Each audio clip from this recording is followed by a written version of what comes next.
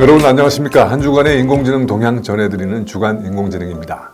챗 GPT처럼 명령글로 글이나 그림, 영상, 그리고 프로그래밍 코드를 만들어주는 생성 AI 도구들이 큰 암초를 만났습니다. 바로 저작권 문제입니다. 생성 AI 도구들은 훈련하는데 방대한 데이터가 필요합니다. 개발자들은 이 데이터를 인터넷에서 구합니다. 웹상에 공개되어 있는 글과 이미지, 영상, 코드를 자동으로 긁어 모은 다음에 품질이 괜찮은 콘텐츠들을 훈련해 쓰는 건데요. 이와 관련해서 작가와 화가, 프로그래머 등 콘텐츠의 원작자들이 저작권 침해라면서 집단 소송을 최근 잇따라 제기하고 있습니다. 생성 AI 도구를 만든 기업들을 상대로 본인 동의 없이 저작물을 가져다 써서 권리를 침해하고 생계를 위협하고 있다는 주장을 펴고 있습니다. 언어 모델과 관련해서는 오픈 AI와 구글의 모기업 알파벳, 메타에 대해서 최근 2주간 4건의 집단 소송이 제기됐습니다. 이미지 생성 모델의 경우 올해 초부터 스테이블 디퓨전을 개발한 스테빌리티 AI를 상대로 미국 화가들이 저작권 위반 소송을 제기했고 게티 이미지도 별도로 소송을 걸었습니다. 앞서 지난해 11월에는 코드 생성 AI 도구인 깃허브 코파일럿과 관련해서 개발자들이 생성 AI의 훈련 데이터에 대한 첫 번째 집단 소송을 제기했습니다. 오픈소스 코드를 가져다 쓰면서 라이선스를 지키지 않았고 이는 소프트웨어의 대량 도용 행위라면서 깃허브와 이를 소유한 마이크로소프트, 기초 기술을 제공한 오픈 AI를 상대로 집단 소송을 제기했습니다. 이처럼 저작권 소송이 본격화되는 추세는 예견된 것이었습니다. 훈련 데이터가 필요한 생성 AI의 속성 때문에 데이터 확보 과정에서 저작권 문제는 필연적으로 불거질 수밖에 없었습니다. 여기다 소송뿐만 아니라 규제 측면에서도 저작권 문제는 기업들 입장에서 발등에 떨어진 불이 되고 있습니다. 유럽연합이 인공지능법의 초안에 생성 AI의 훈련 데이터에 대해서는 저작권을 낱낱이 밝히도록 의무화하는 조항을 넣었기 때문입니다. 이 법은 실제 집행까지 아직 2년 이상이 남아있지만 유럽연합 측이 이르면 내년부터 행정지침이나 모범 규준 형태로 사실상 규제에 나서겠다는 의지를 강력하게 밝히고 있습니다. 기업들은 딱히 대책이 없다고 호소합니다.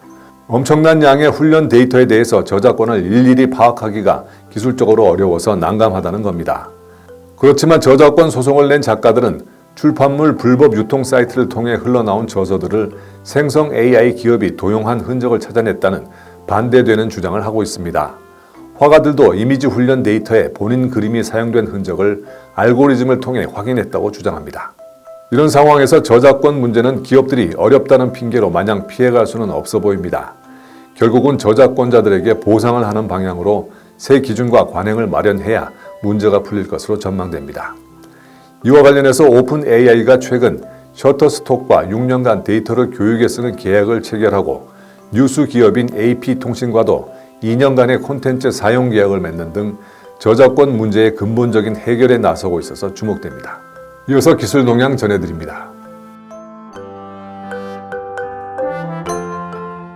우리나라 과학자들이 높은 데이터 처리 효율성과 집적도를 제공하는 신개념 디지털 논리 회로 구현에 성공했습니다. 카이스트와 가천대 연구팀이 협업해서 이룬 성과입니다. 논리 소자의 메모리 기능을 접목해서 필요에 따라서 이진법과 삼진법 연산이 자유자재로 전환 가능한 혁신적인 반도체 소자를 개발했습니다.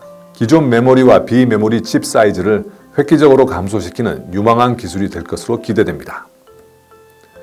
메타의 새 SNS 스레드가 출시 5일 만에 가입자를 1억 명 이상 확보했습니다. 챗 GPT의 경우 이용자가 1억 명에 도달하는데 2달이 걸린 데 비하면 엄청나게 빠른 속도입니다.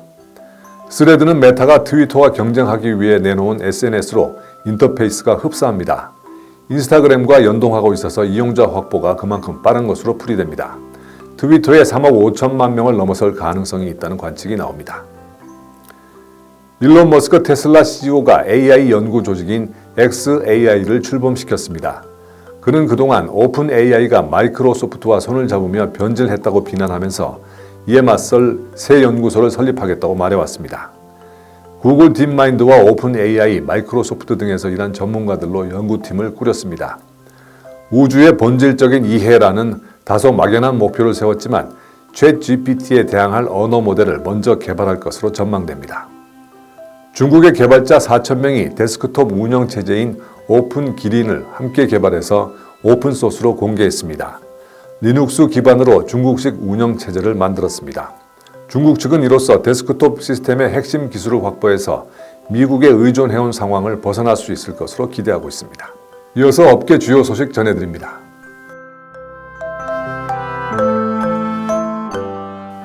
챗 GPT 등 생성 AI의 토대가 되는 인공신경망 트랜스포머를 개발한 실력자들이 구글을 모두 떠나게 됐습니다. 구글은 지난 2017년에 Attention is all you need라는 논문을 내놓으면서 트랜스포머의 탄생을 알렸는데요. 이 논문의 저자 중 한 사람인 일리언 존스가 이달 말 구글 재팬을 사직할 예정입니다. 이로써 당시의 연구원 8명이 모두 창업 등을 이유로 퇴사하게 됐습니다. 먼저 나간 연구원들은 코히어나 캐릭터.ai 등 주목받는 스타트업들에 참여하고 있습니다. 독서 전용인 가상현실 안경이 등장했습니다. 미국 스타트업 소울이 만든 소울 리더라는 제품인데요. 블루투스로 휴대폰에 연결해서 전자책은 물론 인터넷 기사나 웹툰 등을 볼 수 있는 장치입니다. 확실한 사용 목적을 갖추고 거추장스러운 기능은 뺐다는 설명이지만 가격이 45만 원대로 만만치 않습니다. 오픈 AI가 GPT-4의 API, 즉 애플리케이션 프로그래밍 인터페이스를 출시했습니다. 개발자들은 API를 통해서 GPT-4 모델을 애플리케이션에 통합할 수 있게 됐습니다. 오픈 AI의 기존 유료 API 고객은 무료로 쓸 수 있답니다. 텍스트 생성 모델인 GPT-3.5 터보와 이미지 생성 모델 달리, 음성 인식 모델 위스퍼의 API도 곧 출시할 계획입니다. LG U+와 패션 전문기업 에이션 패션, 패션 테크 전문 G모션이 함께 패션 메타버스 시장에 진출합니다.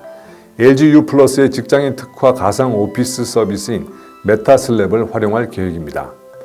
이들 3사는 국내 메타버스 시장의 잠재력이 높다고 판단하고 아바타를 위한 의상 및 아이템을 제작하거나 메타버스 내 패션 의류 팝업 스토어를 운영하는 등 협업을 통해서 가능성을 검증하겠다는 방침입니다. 지금까지 주간 인공지능이었습니다. 감사합니다.